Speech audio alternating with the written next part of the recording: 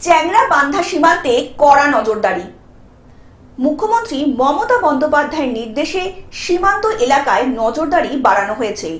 সেই নির্দেশের পর চ্যাংড়া-বান্ধা আন্তর্জাতিক স্থলবন্দরে দেখা গেছে তৎপরতা। পুলিশ ও বিএসএফ যৌথভাবে নিরাপত্তা ব্যবস্থায় কড়াকড়ি আরোপ করেছে। বিএসএফ সূত্রে জানা গিয়েছে, ভারত সরকারের নতুন বাণিজ্য নির্দেশিকা অনুযায়ী পণ্য আমদানি কিংবা রপ্তানি চলছে।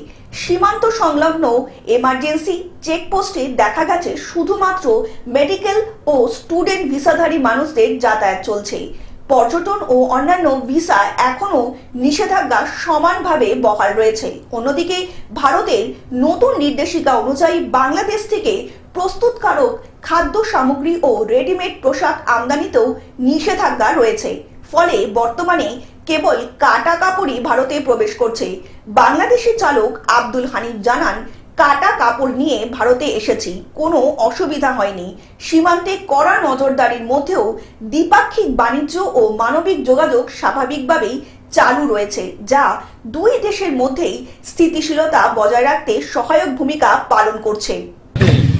আমাদের বর্তমান যা দেশের অবস্থা, তাতে যে বর্ডারের নিরাপত্তার কথা বলছে সেটা ঠিকই বলেছে।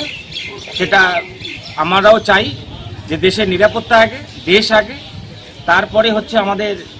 আর বিষয়টা হচ্ছে যে চ্যাংড়া-বান্ধা আমাদের এই এলাকার মধ্যে বর্ডারের নিরাপত্তা খুব জরুরি আছে। জলপাইগুড়ি থেকে সায়ন সেনের রিপোর্ট, গ্লোব নিউজ।